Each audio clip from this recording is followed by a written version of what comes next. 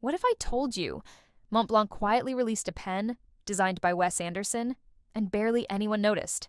No big YouTube launch, no flashy listing on their website, just a mysterious green pen limited to 1,969 pieces, and spotted, for just a few seconds, in the wonderful story of Henry Sugar. It's called the Schreiberling, and it might be one of the most unusual Montblancs ever made. If you're new here, welcome to The Pen Insider. We dig deep into the world of luxury pens, uncovering hidden stories, collector psychology, and the real value behind design and rarity. So, what makes this little green pen so expensive? Why was it released so quietly? And is it just a film prop or a future collector's grail? Let's dive into the mystery and find out, is this a meaningful design tribute or just Wes Anderson aesthetic hype? Let's start with the name, Schreiberling. In German, it means something like scribbler or hack writer. Not exactly elegant, right? But that's the point.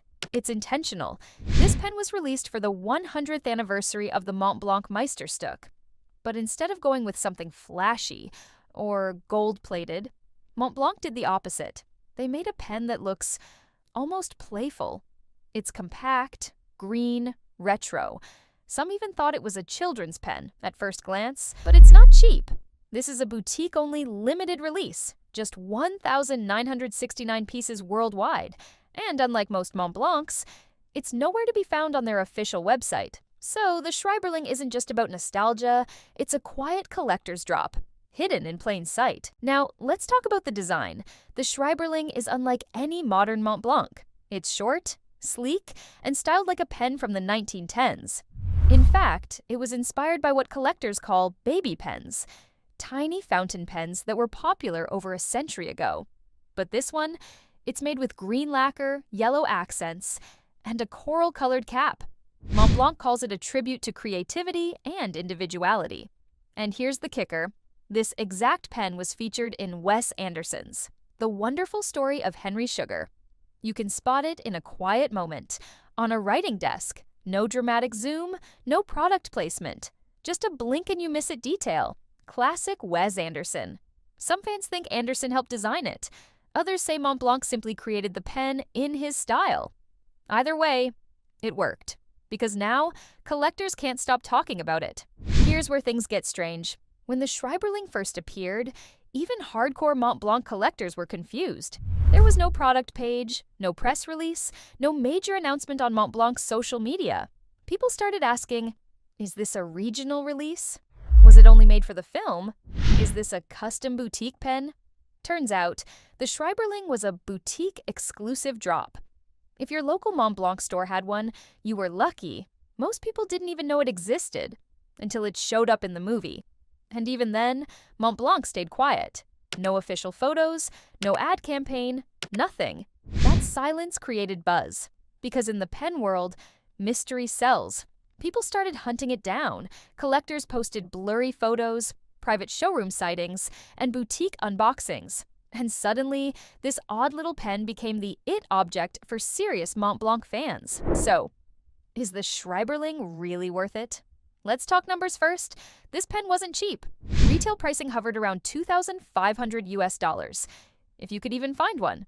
And for that, you're not getting gold trim or a complicated piston filler. You're getting a compact cartridge converter fountain pen, finished in green lacquer with yellow and coral accents, and an 18-karat white gold nib, engraved with a doodle by Wes Anderson himself. It even came in a quirky green metal box, complete with a notepad and an architectural ruler.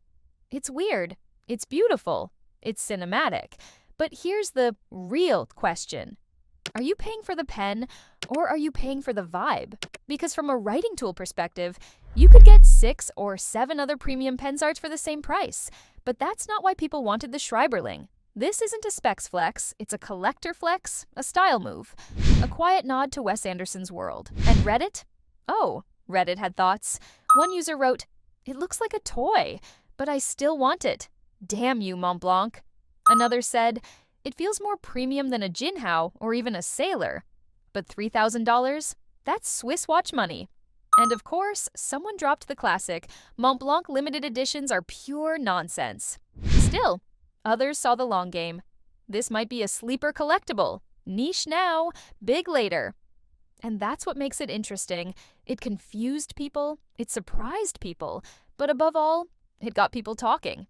And in the world of luxury, that means it's already doing its job. So, here's the bottom line. The Schreiberling is not your typical Montblanc. It's not polished, not traditional, and honestly, not for everyone. But maybe that's the point. Because this pen wasn't made for everyone. It was made for people who love storytelling, design, and detail. For the few who find joy in tiny things, like a coral cap or a green lacquer barrel. For the collectors who saw it in a Wes Anderson film and said, I need to own that. It's rare, expensive, confusing, and absolutely unforgettable. If you're new here, this is the Pen Insider. We deep dive into the world of luxury pens, exposing the myths, psychology, and hidden stories behind every stroke of ink. If you enjoyed this one, hit subscribe. It helps more than you know. And hey, if you haven't watched these yet, check out our Montblanc Special Edition versus Limited Edition breakdown, or our deep dive into the psychology of Montblanc. Both are linked below. Oh, and in the next episode, we're finally settling it. Montblanc ballpoint versus rollerball. Which one's better? And why do people keep fighting about it? See you there.